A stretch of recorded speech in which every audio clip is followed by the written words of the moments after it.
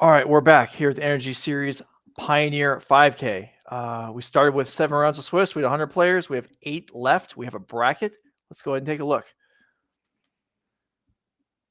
So here we have the 8 players who have advanced so far. We've got Adam and Wasper Moses with the mono white Yorion deck, which I feel like blew up a month ago and then disappeared almost as fast. Versus Zach Vincent and Is It Phoenix? Do you have any thoughts on that? Which side would you like to play? Which side do you think is going to win? Whatever you want to say. I feel like I'd pick Phoenix, so I have to pick one in order to win.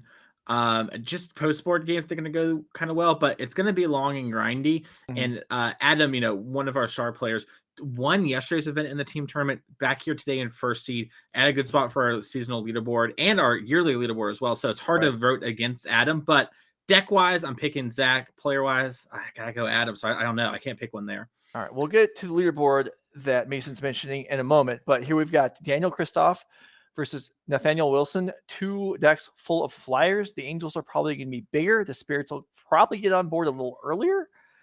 I have to say an issue that springs to mind for me is Curious Obsession is not going to get through every time. Yeah, one of the big advantages of the Spirits deck is the evasion and flying. The Selesnya's deck's big advantage is evasion and flying. So, and your creatures are bigger and a little better on average. So I think it's really going to matter how many collected companies and 3 drops get drawn versus the mana leak effects from the mono blue player. All right. We know the match you all want to see is the mono green mirror, Vinny Fino versus Matthew Watts. So we confined them to play against each other, and we're going to go ahead and not watch them. So there you go. You're welcome.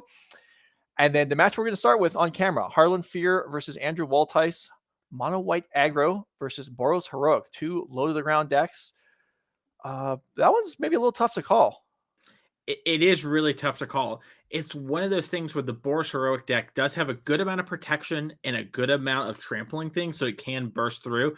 But the Heroic deck, much like of old, and something I know that you played a lot of, sometimes just kind of falls apart on its own and can't put its hands quite together, has to get something in play first. And especially post-board, Harlan is going to have a good amount of answer spells that he can bring in along with the clock to back it up, which is the classic problem we've talked about so much today in Pioneer. You can control someone, but you have to kill them before they can rebuild, and Harlan's deck does do that. And Harlan, obviously, one of the stars of our top 8 here. Not so we see a whole bunch in the Energy Series, but definitely if you watch Magic coverage, you've seen Harian Firer's name a lot. Yeah. Harian Firer with the benefit of being on the play. Thalia going to play a big role here. If Harian can keep a Thalia in play, that is going to really go up the works for Andrew. Anyway, let's go ahead and go to the leaderboard that Mason mentioned. You can see Adam and Waters from Moses is a resident of the bottom half of it, but when you include yesterday's results, that would make it pretty significant difference. This is actually the season 3 leaderboard. Even with that, though, Wasburn got 30 points minimum yesterday, so going to be near the top of that one. Right. So here's what I was speaking of. Adam in 17th place, but actually at 116 now, which puts him right in the thick of the players trying to qualify. At the end of the year, the top 4 unqualified players will get through. So currently, that would be Zach Allen, Zoe Ritterman, Will Kruger, and Harrison Fang. But Adam Wasper-Moses, including yesterday's points, would actually be right in the middle of that, above Will Kruger. So certainly a lot on the line. Padding that position would be important. All these players, I'm sure, want to get back to the championship or be there for the first time. It will be a good time, as it has been in the past. So let's see how this plays out. We've got Firer versus Wolthuis as our primary feature match. And if you have opinions on who's going to win between Harian Firer and Andrew Wolthuis, go ahead and let us know. If you think Harlan's going to win, follow the channel. And if you think Andrew's going to win, follow the channel. And we'll tally up the votes later and see who you guys thought was the favorite. That's right. And if you want to make sure you were right for sure, subscribe with Twitch Prime. We promise you're always right that way. So Absolutely. That's the key. When look at the leaderboard, by the way, I know we just switched away from it, but worth noting, we kind of checked on some of the players. I think Kruger had another solid but not outstanding weekend. So Kruger and Wasburn and Riederman are all right there together. And they're going to be in the thick of it. And going into Chicago here after the RC, that's going to be a big event. And the RC is going to really inform those players. And I know those are all players who are working really hard on the Pioneer format. So they're going to be at the top of their game. And they really want that NRG championship. From playing the Invitationals and covering our own championships here, these are some of the coolest tournaments. They're some of the best things you can play in Magic, and making that dream and that goal is something that a lot of Magic players aspire to be, and those three in particular are super hungry for it. Yeah, absolutely. No, these are awesome events. Will Cougar certainly played in Nerd Rage 1 last time around. He was actually the top point getter in the 2020-21 sort of 2-year messed up by coronavirus season. And he actually, I think, top 8'd 4 out of 10 events that were played during that season. So not quite the performance here, but like we can't hold anyone to that bar, really. Well, maybe Piper Powell, but Piper Powell, you know, I think with their her 7th top 8 or 6th top 8 this season, this past weekend, and you know, had another totally good finish here. So, yeah, okay, it's hard to beat at the GOAT. We are underway in the quarterfinals. Harian Firer on the play with a soldier. Let's see. How significant is protection from multicolored here? Well, there are 10th District Legionnaires, so it does mean something. Yeah, it's actually, depending on the draw from Andrew here, this card could be pivotal in winning the game because, you know, the 10th District Legionnaire can't bust through it. Now, it looks like we do have a Favored Hoplite draw, so it's not going to be the case. But like you mentioned, Harlan looks to have had a Thalia hand. And this is open decklist, so the players do know what they are playing against. Yeah, and Thalia on the board. So no attack for Favored Hoplite. Hoplite maybe could have got in there for one through the Thalia. I don't know if Harlan would have been eager to block in that scenario, but here we are. Illuminator Virtuoso comes down, and yeah, that's a nice threat. Yeah, and Harlan picked up Eiganjo as the land for turn 2, so we might see some cheeky Eiganjo action getting through protection spells later in the game. Yeah, that could certainly matter. Although, does it need to be deployed as a land? Yeah, it looks like it does for Brutal Cathar. So there you go, Illuminator Virtuoso. You are temporarily out of here. And wow, we are certainly off and running. Harlan with, I mean, this is pretty close to the ideal setup for him. Yeah, and I think has double Thalia in hand as well. Yeah. So if Harlan draws a land, you're in a rough spot. And it's always so brutal when you're on the other side of the table and land is a good draw for your opponent. You just want that to be the worst draw always. Right. So Andrew already down to 12. Favored Hoplite is great at blocking. 2 Favored Hoplites really good at blocking as well, as long as there's spells to be cast, and there are not. So chump blocking, I guess, is potentially on the table here for Andrew, but nothing productive. Yep. Now Harlan's doing some math on what's better, Thalia's Lieutenant or, you know, Adeline long term. How do I want to kind of sequence my mana? How do I do things? I want to grow this Mutavault. Harlan's considering that. And Harlan's someone who really grew up playing the SCG tour during the time of Bant Heroic and knows how these decks play. And sometimes you see players, you know, they haven't played against the heroic decks too much. Maybe there's some of our Zoomers that we love, but they kind of have to stumble a little bit. Harlan knows what this deck is capable of, even if he doesn't play it that much and is used to kind of sequencing around those sort of things. Yeah, Harlan had a lot of experience on the SCG tour. One of the players that did play in the 2019 SCG championship, I believe. And here's the Adeline that you mentioned. So that's the choice. Certainly going this route pays you off if you draw land next turn. Yep. And no attack. Yeah, worth noting it is daytime too. So now it is nighttime. Not anymore. Yeah. If Harlan double spells here with a land off the top from Thalia Heretic Cathar, we're going to get to eat another creature when Brutal Cathar retransforms. Yeah.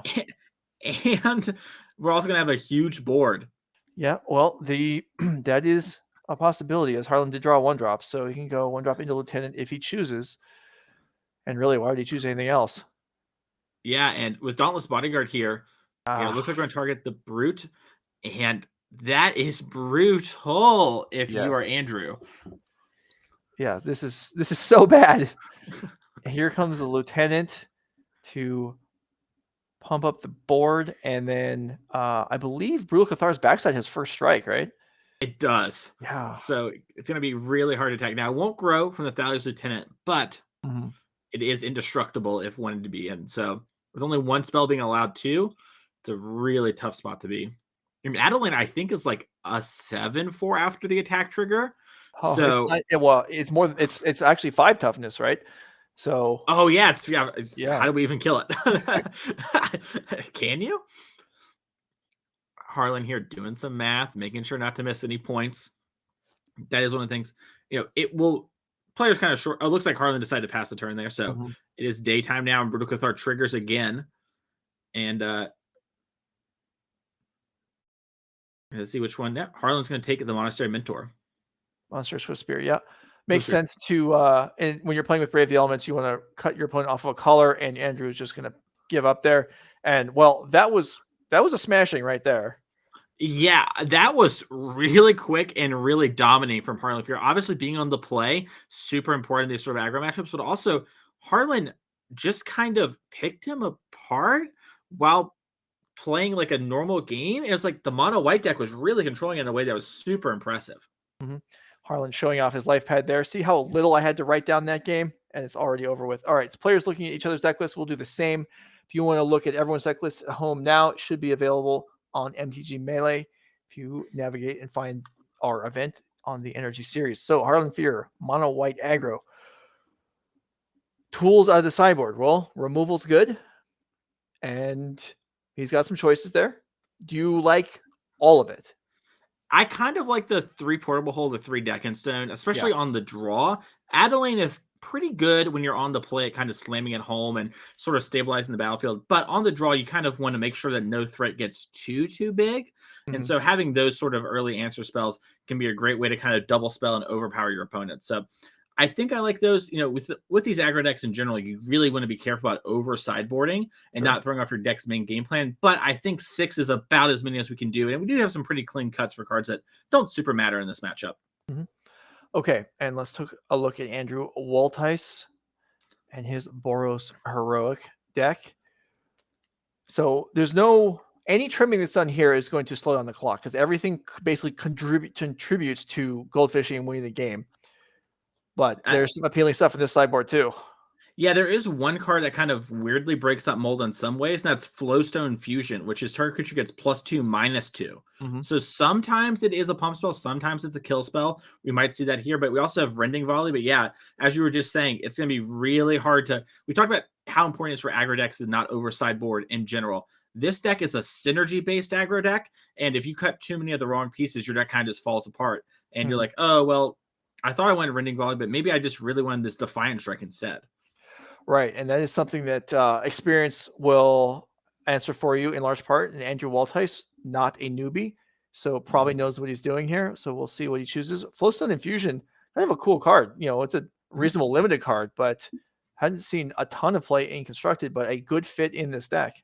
Yeah, great answer to Elves in this format. And then in the Elves deck, you know, that's one of your best matchups is mono green. So you get to have even more game, and winning your good matchups is important, while also just having game for things like this where you really want a way to answer Thalia. And it's still going to be 2 mana, but it is a cheap way to do it and kind of gives you some way to do it without trimming it too much on our important spells.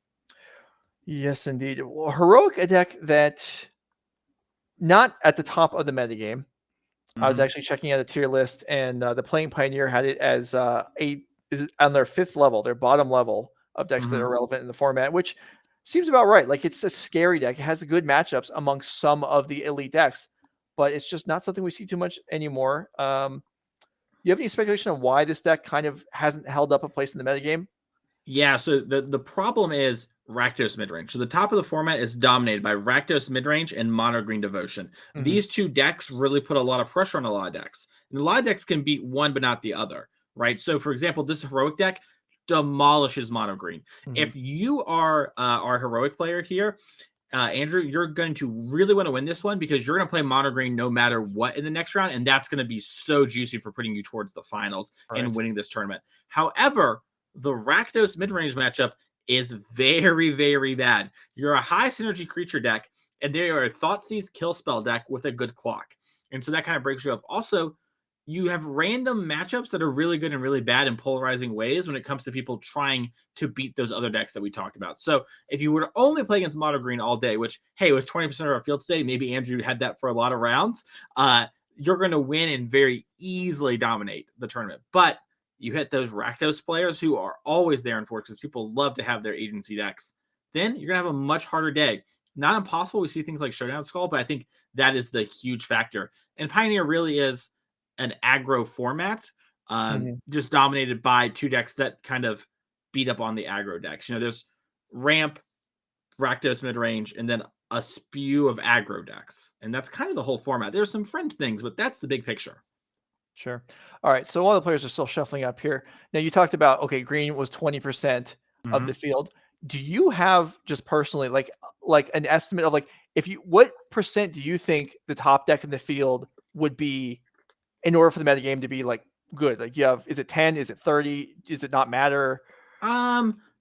Assuming gameplay is really good, I don't personally mind that too much from an outside perspective outside me if I was in charge of things.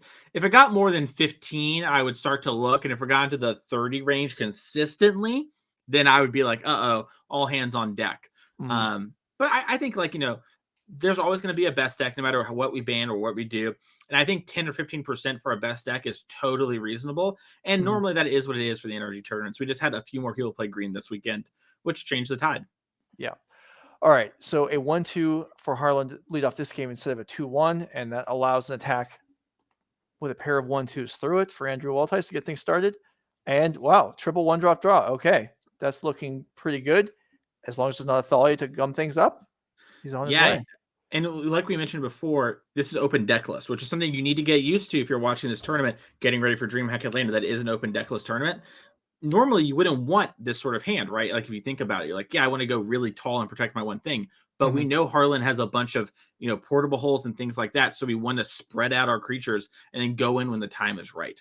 All right, here's a soldier. So are we going to see triple 1-drop on both sides? We are. Wow. Yeah. And so, yeah, the Declaration in Stone in Harlan's hand, he's going to wait on that. Maybe after those hoplites have grown. The risk there is that if mana is held up, it may not be live anymore. Yeah, it's a hard spot to be. Harlan has a lot of discipline to not get that 2-for-1. I am very greedy, but Harlan also knows that the God's Willing also might be needed in order to actually kill Harlan. So, both players here, not slouches, know what they're up to, and it's going to be really interesting to see how they choose to navigate this game. These tactical decisions, I think people in chat like, oh, misplay, blah, blah, blah, blah. These tactical choices are really what matter, and it's really exciting to see players at this level kind of play at that. All right, Swiftspear attacks alone. Gets through for 1. That's not really a sign of strength, although attacking with any 2 creatures allows Soldier and Bodyguard to block, and you're only losing 1 creature. So I guess maybe that's part of the calculus for Andrew there. Yeah, I wonder what Andrew has that attacking with one of the hoplites wasn't an appealing thing as well. Because, you attack with one of those, you protect them, the Swiftspear grows out of range.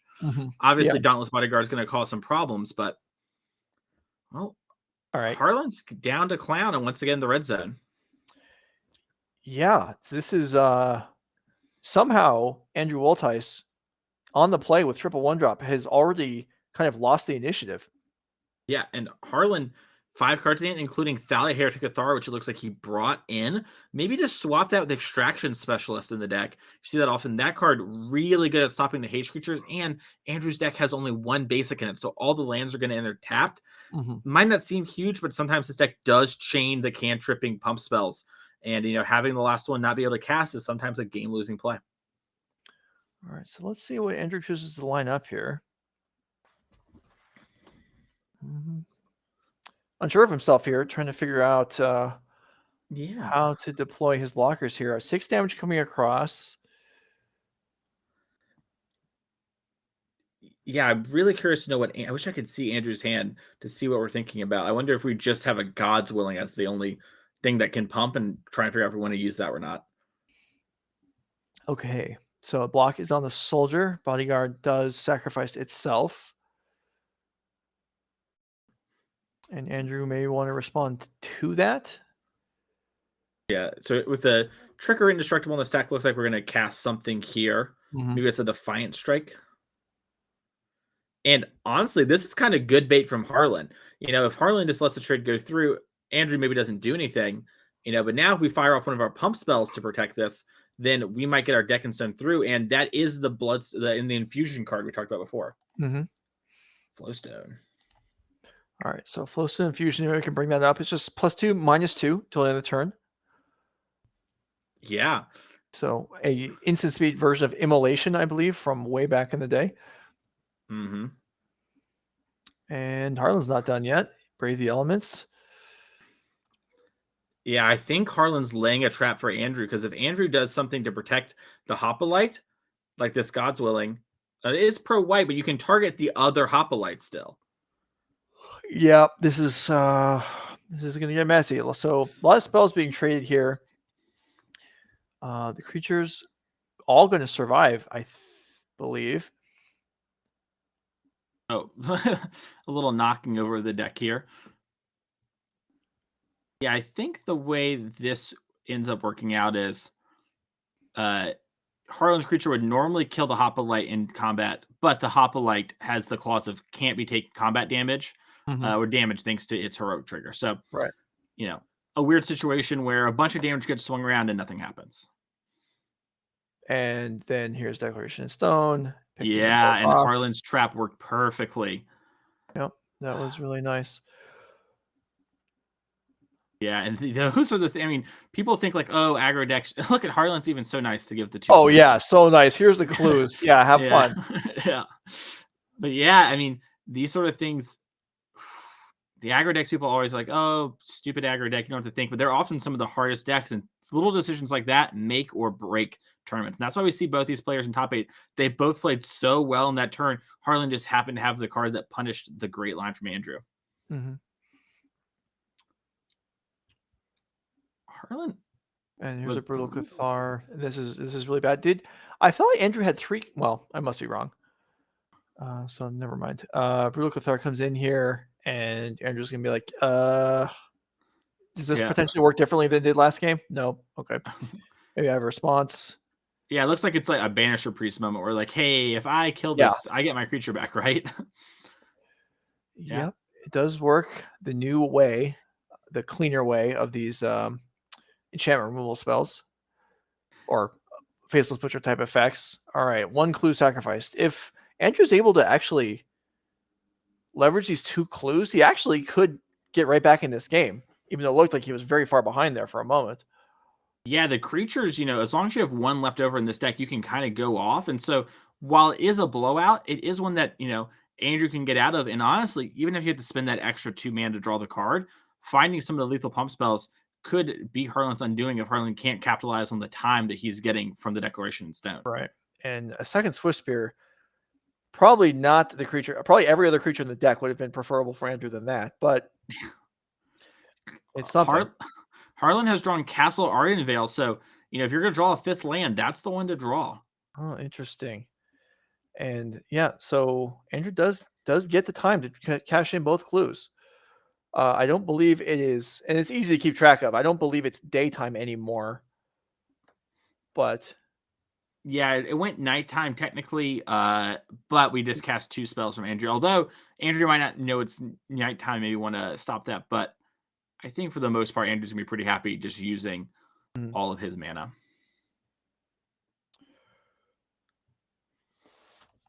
All right, so being willing to tap out there, Harlan's obviously got a lot of lands, not so many cards in hand. So, and even if there's another Declaration in Stone, well, the first one wasn't that bad, so Andrew could live with that. Okay, now they've got it back to night.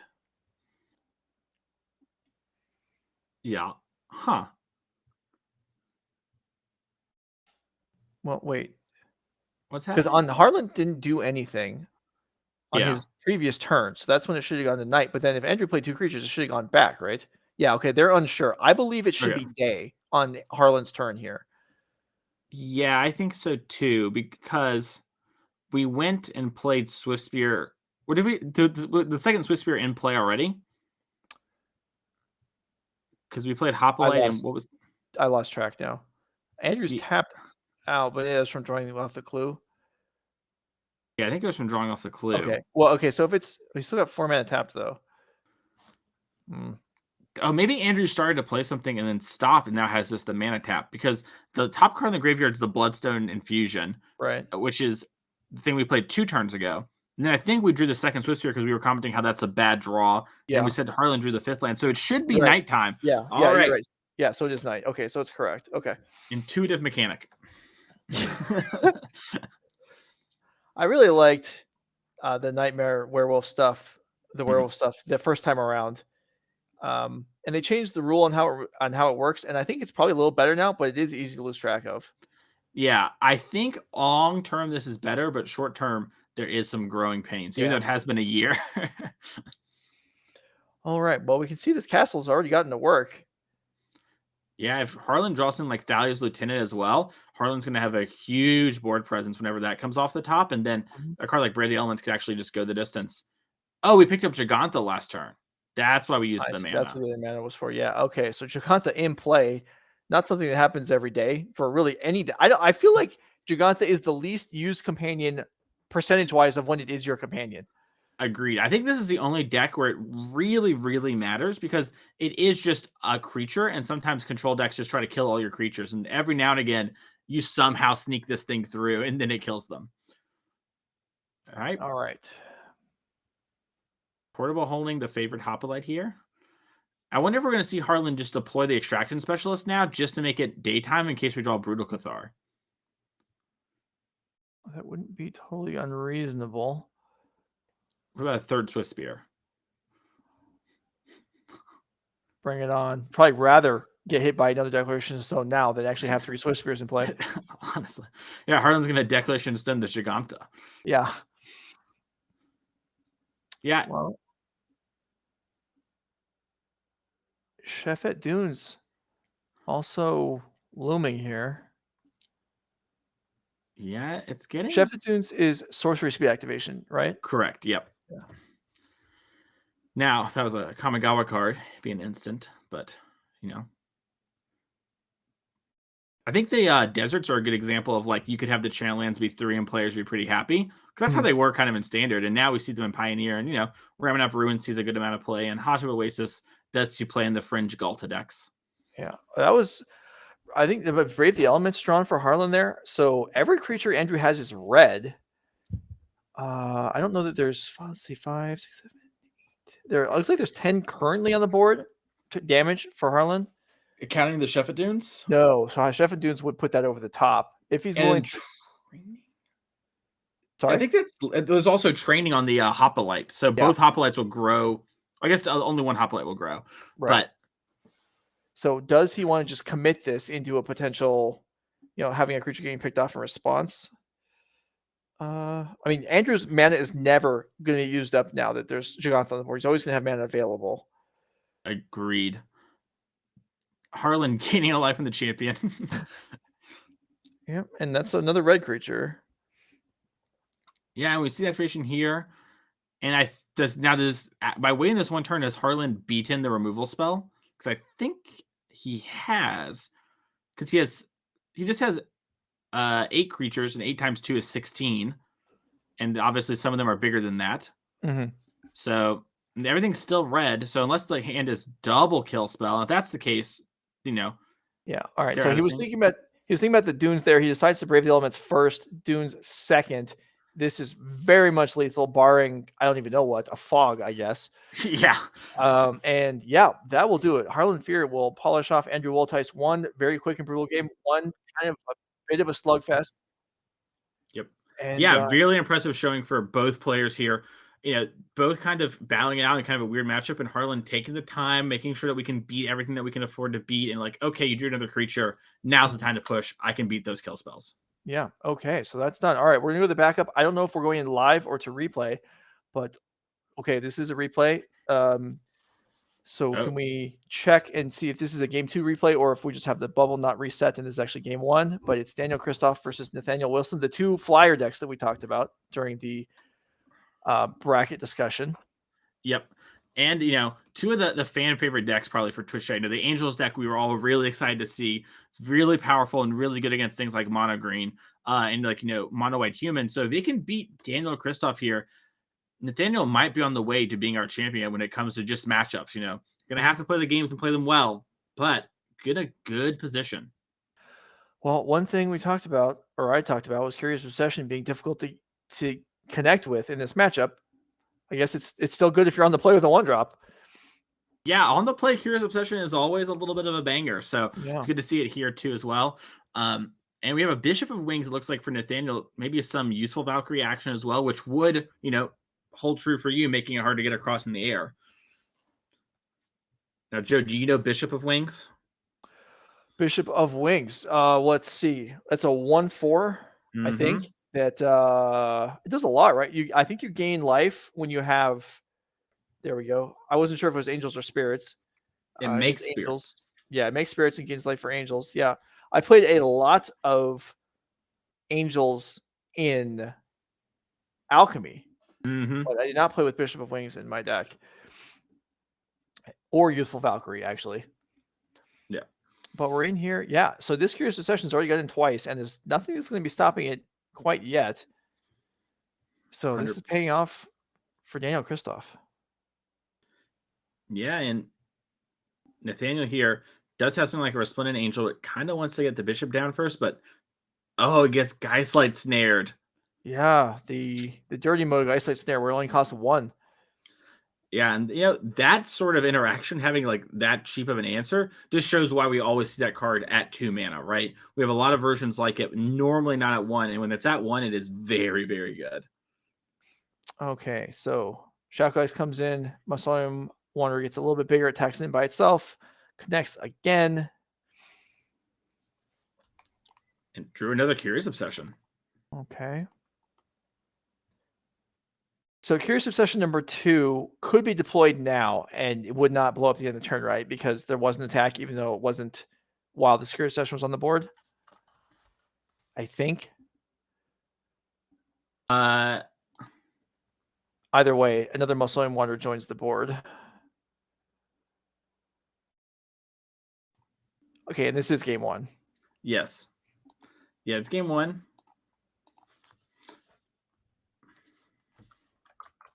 All right, here's your Bishop.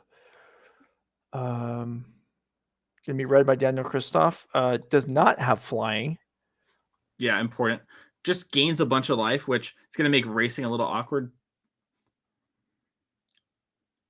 Okay, Portable Hell. That is significant. Get this Wanderer out of here, maybe, but no. Here's Slip out the back. That's gonna phase out the Mausoleum Wanderer and maybe put it the end to game number 1 here. Yeah, we had 3 Portable Holes main deck for Nathaniel here, so kind of a powerful card, getting good, especially against these cheap decks. But Daniel being on the play and having this Curious Obsession was just probably a bit too much. All right, so Daniel figuring out the damage here. No creature to play. It looks like, is it actually 9? Yeah, I think so. Because there's the +1/+1 counter on this spirit. Yeah. All right. So Daniel Kristoff, 1 game to the good here in this top 8 match. If we have deck lists, we can take a look. If not, we can just get game 2 rolling, as this is the backup match. So the players have already played, or at least they're, whether or not they're done, they're ahead of where we are right now. So yeah, we're just going to get game 2 started, see if Nathaniel Wilson can do a little bit better than the game 1 drubbing. Yeah, it looks like Daniel has kept it. I just saw it in his opening hand. I was curious if he was going to keep Curious Obsession in when he's on the draw versus being on the play. That's a pretty big difference as we saw in that game. A Useful Valkyrie came down as early as turn 2. Looks like he has chosen to keep that in the deck. That makes a lot of sense. I'm wondering if, the other versions of that card got cut from the deck as well. There's a couple of variations of it, like Combat Research. So going to be curious to see how Daniel's trying to position this game, as we saw him play incredibly well to have that win for top 8. Yeah, Obsession, not only is it on the way down to 5 here, not only is it like less likely to connect, but you can't use it as on blocking either. So you're definitely going second is risky. But you said you did see it in the deck still? Yeah, it was at the top of the opening hand here for Daniel. So we have some number in. Maybe we trimmed 1. Maybe we only have 1. But, we've chosen to keep it. And, Daniel going to 5 here can maybe be really happy to have Curious Obsession if it's able to connect. Yeah, absolutely. I mean, at this point, you're willing to take risks being down 2 cards on the draw in a matchup that's probably fairly close anyway. I would actually speculate the Angels is maybe a little bit ahead. I agree. I think Angels a little bit ahead. I think play draw matters way more too for the mono blue spirit deck. So it's good for the spirits players out there that, Daniel here won game 1, but here's Giada, Light of Hope. Nice. Yeah, I definitely was not going to get that alternate art. That's why I'm here. Yeah. All right, so Giada is 2/2 what vigilance, tap for angel mana. Yep. And And then then yeah. Yep, angels grow when they get played, and then it Yeah. you know, Very cool card. yeah. All right, Mosolian Wanderer attacks as a 2/2. Nathaniel with the option to trade. I don't think we'll see him do that. Yeah, it would be an interesting trade. It would probably be, there's another Giada in hand. Yeah, that's true. But looks to not be the case. Although, might as well take your time and double check, even though it's probably right to not block. You do want to, untimed rounds, you can afford that extra 20 seconds or whatever.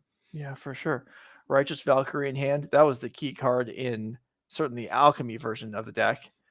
And same here. Yeah, same here. Yeah. Mm-hmm. Such a strong card. Really allows your life total just balloon out of control against any sort of pressure if it's allowed to do its thing. Instead, we'll see Skyclave Apparition take down Shacklegeist. Okay.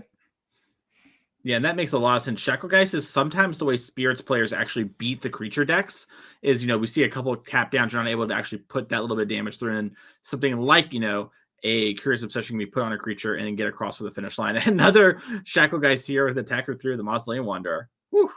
So what do you think are the prime targets in the Spirits deck for the Skyclave Apparition? Shacklegeist being one. Are there, how many really prime targets are there?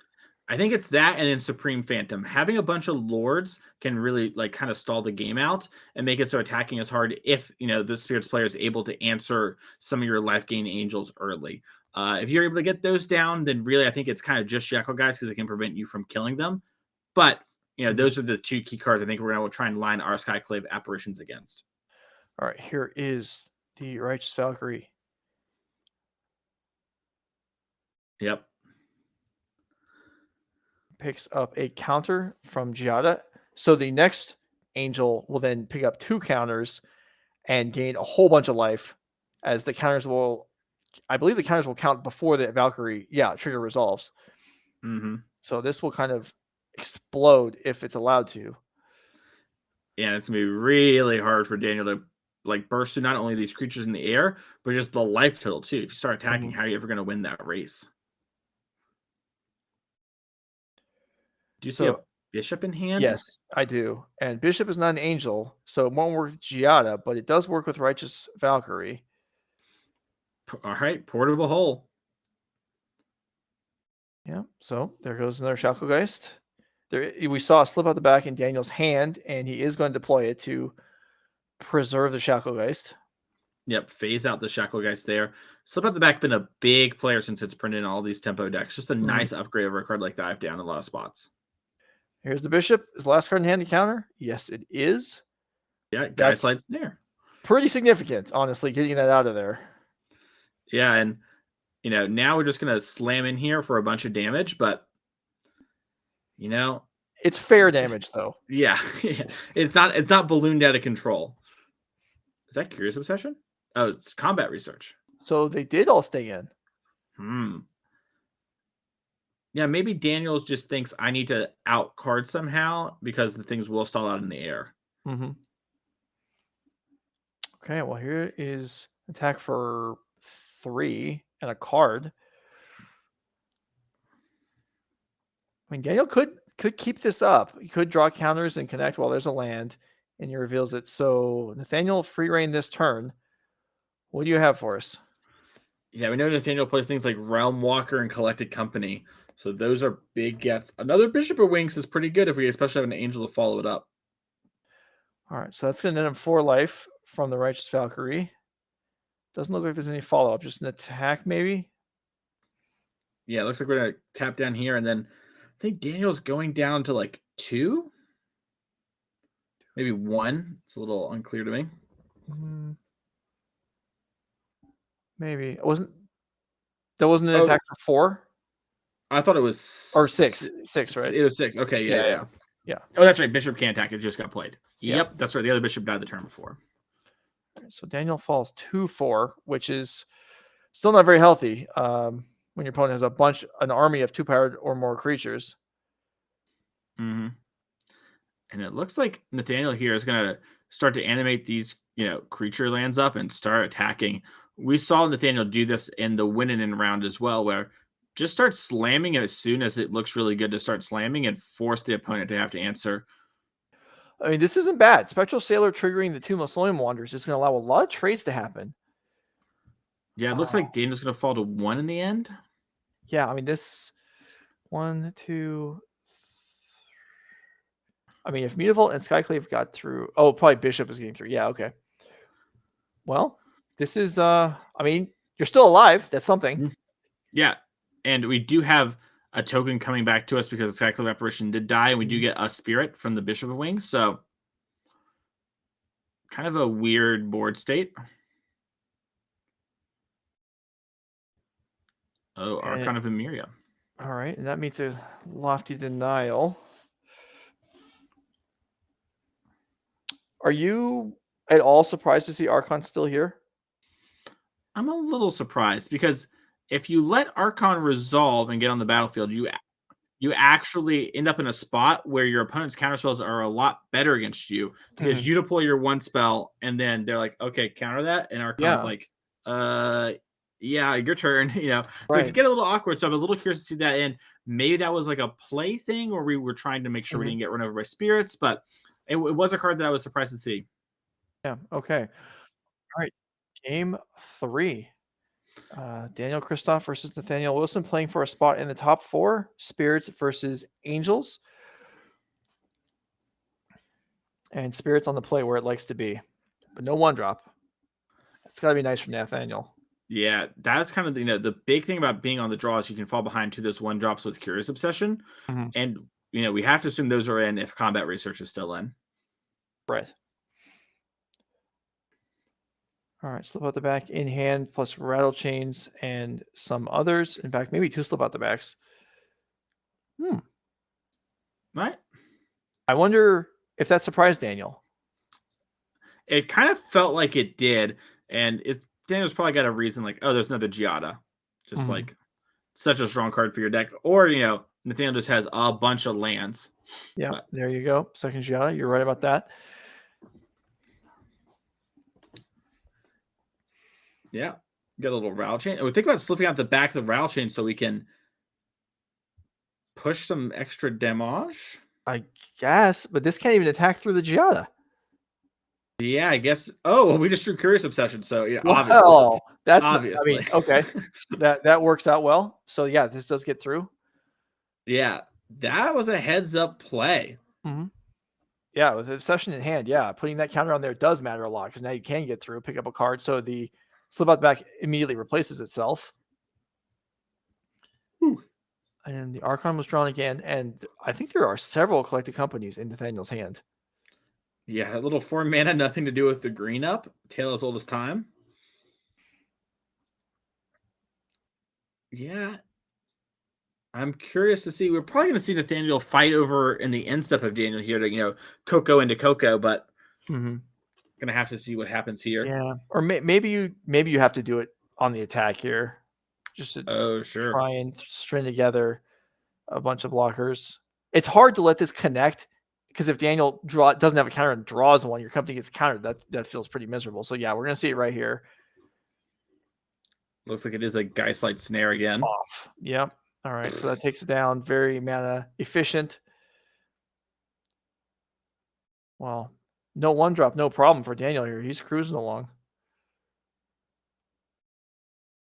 Kind of in an awkward spot here for old Nathaniel. We've got a handful of big things. And we've gotten the Rattle Chains down. Do you company here if there's another one? I think so. Geistlight Snare is obviously a problem if that's there, but you got to go for it when it's best. Okay, here we go. All right. This needs to hit well. Our Angel player seeing what they have. A couple good hits here. You could get Skyclave Apparition. This is probably in response to the Rattle Chains targeting as well. I mean, if Nathaniel even has to think about this, it's probably a good sign. Yeah. It's either a good sign or a really bad sign because we hit the Stone Colds. I think there's 2 Resplendent Angels, or there's Valkyries. I can't. 2 Valkyries. Okay. That's a lot. Wow. Is that gain How many counters do they get? 1 and 2, or do they get one each because they come in simultaneously? I'm not actually sure about that. I'm not sure how Giada works. I'm gonna guess 1. That's what I think also. So Nathaniel will gain 10, which is not too bad. Yeah, we see them here talking to the judge, trying to figure it out. Judge is probably gonna take a second here to read the card and make sure the exact text on it. But yeah, this is a big swing here too, because we're getting dangerously close to the 28 life total number, which is when everything gets +2/+2. Right. 27, yeah. 27, yeah, yep. Yeah. So even if it is, well, the most it could be is 2 counters each, right? Which would be 24, although it doesn't seem like it would be 2 counters each, but I don't actually, I've never seen, yeah, it's okay. Is it 1 each? Yeah. All right. So it's 1 each, gain 10. And I mean, that's obviously great, but also having a pair of 3/5 blockers is also huge against this Rattle Chains. Yeah, it is something that is not going to be easy to overcome. And Curious Obsession demands that you attack every turn, else it fall off. Okay, so Giada does trade with the Rattle Chains. And yeah, well, that first company got countered, but the second one made up for it. Yeah, and that's what you have to do sometimes with these decks. You just have to kind of put your opponent in a spot where they kind of tap out, in a spot where you don't know if they have a counter or not, but you give yourself the best chance to and just fight through them. And a Sided Spear gets played. Yeah, I mean, even if your opponent just had a huge turn, you still got to keep going. Oh, there's a combat research in hand, I think. That's the problem. That, I mean, we saw it be great in one game, and here they are kind of terrible. Yeah, funny, sometimes cards like this are higher variance in matchups where normally they're not, right? Normally Curious Obsession is just, all my creatures are flying, that's unblockable, doesn't matter. Then you run into matchups like this, it's like, oh, this weirdly matters, and they become much more, fluctuating in how good they are than normal. So I know for Nathaniel, his life total is very relevant. I know on the screen it says 12. This is the time shifted match. We do believe he's at 22. Slip out the back here on their Valkyrie. And I think we're going to see, still some life gained here, but yeah, sure. If you're Nathaniel, you can probably start attacking, right? Because you also have a Skyclave in hand. Obviously, you can't play it this turn because you have 2 green pathways. Oh, you can't play Realm Walker. Wow. Well, that's going to hit the threshold of 27, I believe. Yeah, and I'm going to guess rename Angel. Call it a hot take. Yeah. Seems like a good choice. You could conceivably name Spirit, I guess, to get Skyclave Apparition in addition to a few of the other cards. But yeah, Angel seems like a good one. Yep. Rumble in here for 5. Well, it's either 3 or 5. I don't know if we actually went to 27 or not. It's got to be 28. So yes, you're right. And yeah, now as soon as the turn is passed, now everything is 4+4+4. Yeah, and also that Valkyrie gets bigger because Slip Out the Back does put a counter on it. We already put the counter there, but it is now super large, and you're going to gain so much life every time you play a creature. And if just even 1/6 is going to be backbreaking. And here is a Skyclave Apparition. Well, that's fine. That'll gain another 12, putting Nathaniel up to 40. And I guess he'll take out the Ascendant Spirit because why not? But I doubt he even cares. There's Giada. Okay. That's going to gain, just as far as keeping track of things, that's going to gain another 12. Sounds good. Yeah, and I think we're going to get more matches after this. We're going to try and catch the rest of the top 8 here. But it does look like Nathaniel here is about to swing for super lethal. Yeah, I believe that's the technical term. I have the degree in super lethal, so I would know about it. Angels Spirits moves on, or Angels moves on over Spirits. And we are going to move into a third match here in the quarterfinals. Okay. Let's get going. A lot of magic. I love it. Yeah. So this is, I assume this is live, but we'll wait for update on that. Okay. So this is live. And this is live when we get into game 2. Okay. 3 rounds for you this weekend, in 3 matches in 1 round. That's a first. Adam Wassermosis won game 1 with his we'll get to the deck list between games if we get a chance, but this is the mono white Yorion deck. Yep. And we kind of talked about this one, the thing, right? Where we were under the impression that maybe the mono white deck could win if it went long. And I mean, we were able to commentate the entire 2 other matches in top 8, and they were not short games for the most part. So probably went long and just barely was able to grind through all the stuff that Phoenix can do. But now Adam does need to win one of these post-board games. So luckily, has kind of stolen, quote unquote, game 1. Mm-hmm. Yeah, I mean, one of the things that helps against the Phoenix deck is obviously exile removal. And this mono white control deck has a lot of that. So that, I'm sure, certainly played a role in game 1. He has even all the way up to Elspeth Conqueror's Death, which if you can just pick off a Phoenix and you have life total spare, then why not? You're good to go from then on. A lot of matchups, Elspeth Conqueror's Death is probably a blank, like against Heroic, it doesn't do anything. Mm-hmm. But here it's potentially solid. And you see me entering the battlefield, the Charming Prince. A little top bottom on the scry. How many scries equal a draw card for you, Joe? What's your line at? I think it's close to I remember this conversation from in the past, a little bit over 2. I think it's close to 2. Mm-hmm. Yeah. If you can somehow scry 2.5, I feel like that's a card, and they all go bottom or whatever. You're like up a card. Yeah. You Well, anytime it goes bottom, I feel like you're up a card. Depends. It depends also what you're playing against. Is black red? It's much less because you can't discard scries to a Liliana. Sure. But against a deck like Phoenix or green, I think scries are much closer to being worth a card. So sincere. Speaking of being worth a card, Skyclave Apparition taking down that Ledger Shredder, which we saw Kane crush with in our round 7 feature match. Mm-hmm. All right, Impulse will take down the Apparition, and so Zach will actually get a bigger creature than he gave up, although certainly not a better one. Yeah. And, at least you got something. Yeah. Also, for those at home watching, Adam does play with his graveyard horizontally instead of vertically. So those cards are all in the graveyard. They're not exiled. Nothing weird going on there. Right. And I called it mono white Yorion, and these decks are mostly mono white. This one is splashing Fable. There have been other ones that splashed blue. Yeah, Fable is just so good with all the value ETB creatures you're already wanting to play with Yorion, and has just proven to be one of the more powerful cards released in the last couple of years. And it's just when a deck like this that has some ways to generate advantage, has some kind of clunky things too, gets a little bit of card selection like the Rummage gives you from that, it's going to be really powerful. As we see Adam going for the Field of Ruin on the Spirebluff Canal.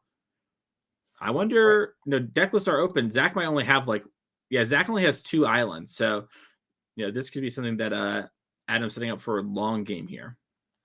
Well, I suppose that would be interesting. And with open deck lists, that is something you'd be able to take advantage of. Whereas you're probably not going to do that if you're just, if you don't know, if you're just guessing. But yeah, although, you can probably hypothesize that Is It Phoenix doesn't obviously have very many basics. And here's another Apparition, take out another Shredder. Yeah. I was just waiting for it to get killed. He's like, all right, come on, get it over with. Yeah. Kill this thing. I'm sure it'll come. Yeah, I wonder if the Yorion deck is going to play more Field of Ruins now that we got the new one from Brothers War. Now you can play 5, 6, 7 of those if you want to. So they've got room for it. Yeah. Yorion mana base and almost all your things are white. You can cut another Plains or 2, and really good against Nykthos for killing them, and then really good against the greedy pile decks we've seen as well. So right, yeah, hits the creature lands, hits the Nykthos. No, you're right. They're definitely very valuable. And all right, well, this Skyclave Apparition actually survived, so it actually gets to attack him for 2. Yeah, and you saw Adam kind of start to pick it up almost like it was just going to die, and maybe a little surprised to see it actually connect here. Right, and here is the Fable playing around Spell Pierce, which a lot of Phoenix decks, including Zach Vincent's, play a pair of nowadays. Although I guess we're in a sideboard game, so there's potentially additional counters to just that. And we're going to see an Extraction Specialist come down here. I think the only target is Charming Prince. But if there is another target, your Charming Prince can exile the Extraction Specialist and get the other one back as well. Going off a little bit. Yeah, cluttering up the board with nonsense is perfect for this, what this Yorion deck has planned. The more this, and there's only so much removal in the blue-red deck. And the more stuff you have on the board for an eventual Yorion, the better. Yeah, and it's actually really forcing Zach to have a card like Anger of the Gods, which, Adam's going to know if Zach has any, because that would typically be a card you play around. And we know Zach is going with one Sweltering Sense as the only Wrath effect this weekend. So, okay. Playing all these creatures at the board has some risk, but not as big as you might see on other weekends. And off to a new cruise. Okay. That does allow a perfect casting of it there. But, I mean, 3 cards to the good, that's great and everything. Nothing that's happened so far has really felt like it's progressing Zach Vincent towards victory. It's mostly just kind of exchanging with Adam. Mm-hmm.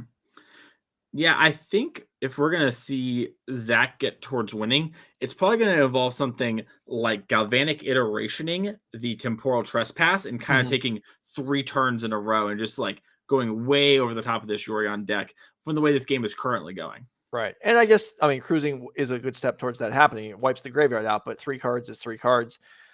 And now Zach's got more tools to work with. And I guess, I mean, really, he's not that far behind in the board. It just feels like Adam's done more things, but that may not actually be true. Yeah, Adam's done a good job of having a lot of fidgety cards that do a lot of cool things. They've all amounted to about a card worth of things, but that can be undone really easily when a couple of Arc-like Phoenixes start attacking you and you don't have a turn to answer it. All right, so Fable rolls up here. Adam has not rummaged yet. May be happy with his hand. Has a Thraben Inspector discarding here. Okay, so he did do it for 1. Looks like a Spirited Companion was the other card. You might see Adam just pick up Yorion this turn and kind of set up to do that. Okay, see, we got, here's the treasure. Okay, the Great Creator. Not quite the speed that the Karns in the green ramp decks deploy at, but still just as effective a lot of the time. Yeah, and this deck does generate a decent amount of devotion, and having access to Karn gives you access to things like Hearse here, which helps swing these matchups. So now, that Temporal Trespass we're talking about potentially could happen, but it's going to be much harder with a card like Unlicensed Hearse just picking away at your graveyard with a real battlefield presence still too. Yeah, and still another Karn activation to go. So here's the draw is a Treasure Cruise for Zach Vincent, who only has a 1-card graveyard and a Hearse looming, so it's not even going to amount to that much. This is going to be tough. I don't know how long that first game was, but this one has been considerably shorter, and Adam is looking good. Yeah, I almost wonder if maybe both players mulliganed a bunch in game 1. Like we had like a both on 4 or 5 situation. Because that could be the reason that took so long. Because it is looking a lot better for Adam than I had expected on first glance. Really doing a good job of kind of stopping Zach from doing too much. And, the cool part about having a control deck filled with other creatures is that your control deck can actually pressure a little bit so they don't have infinite time to rebuild. There are potentially as many as 3 Lightning Axes in Zach Vincent's hand right now. I'm not entirely sure about that, but that would explain why this land came into play, land number 6, because he might want to start hardcasting him. 100%. And we also have the Reflection of Kiki Jiki coming in. Yeah, that's an unpleasant one to deal with also. 4 damage comes across here. Another treasure. Adam has got enough mana now. He can probably utilize whatever he wants out of his sideboard. Yeah, I think Adam has a Godfarer statue, which is a card we see the mono green decks put in against the Izzet decks a lot. Making everything cost 2 more is a really backbreaking thing for that multi-spell deck. So you might see Adam do something like that. Instead, it's going to be... I believe that is the Sarah's... No, sorry. It's the Pilgrim. It grabs a land from the deck or something like that. Ambitious Farmhand. Yeah, okay. Okay. So let's bring up Ambitious Farmhand if we can. For anyone else who was not entirely familiar with all the ins and outs of the White Yorion decks or the Coven mechanic. I imagine this deck can Coven some amount of the time. And here's that Field of Ruin. We're picking up the Yorion right now. And we're going to use our Karn here just before it dies to make sure we have something. But, if Zach ever plays the other island, I imagine we're going to see Adam immediately go for the red source. As Adam does grab the Godfather statue here too. All right. Yeah, I don't think we'll see the field activation, like you're saying, until the second island. But then once we see it, yeah, it'll probably fire off immediately. There's an Arc Light for Zach. That's great. Goes well with Lightning Axe. Yeah. Water Wire into play, which is going to be regrettable when having to deal with the Godfather statue, but you got to do something. Yeah, you kind of have to answer the Karn because the Karn's also just going to turn the Godfather statue into a creature that can start beating down on you. So even if you'd like to go face, you really just can't afford to. So how much are we looking at the moment on the board? It's a considerable amount here, and we can now Reflection, all kinds of nonsense. Yeah, we can Reflection, Charming Prince, Describe. We can do Farmhand to get some lands. Yeah, a lot of different things available to us. Yeah, Spirit Companion to draw a card. Gonna be curious to see what Adam wants to do, because once you set up Yorion plus Charming Prince, you got a little bit of a loop going. The Yorion exiles the Charming Prince, the Charming Prince exiles the Yorion. That is kind of this insurmountable late game that this deck tries to produce, that's similar to the Eternal Witness we saw from the 4-color control deck a few months ago in Modern. Yeah, all right, so Godfather statue into play, which limits Zach to 1 mana spells for the rest of the turn. He does, however, have several, and then also is going to start dinging away at Zach's life total. Yeah, and I think Zach is going to 1 after the ping from the Godfather statue if we attack with everything. Looks like Reflection stayed back. Okay. I believe the Reflection is off summoning sickness at this point. Yeah, also the Unlicensed Search could have been crude. Yeah. Maybe wanting to respect something there. But, you know, also with Zach having 2 mana more and everything and the ping there, yeah, you're going to see Adam win that game and go 2-0 over Zach and Andre Simmies. So, all right. Well, unsurprisingly, that was the last quarterfinal of the match, which we actually got to see 3 of them out of the 4. So hopefully you're satisfied with that. Hopefully you're enjoying yourselves. If you want to let us know, give us a follow, and Mason and I will be back for the top 4 momentarily.